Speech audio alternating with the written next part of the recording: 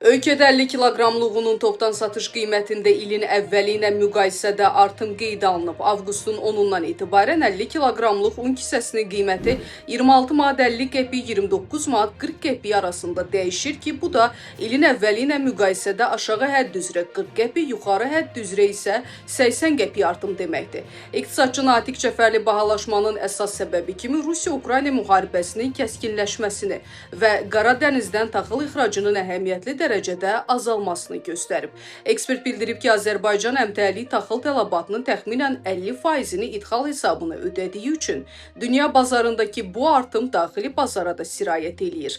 Bununla belə yaxın dövrdə çörəyin bahalaşması ehtimalı yüksək qiymətləndirilmir.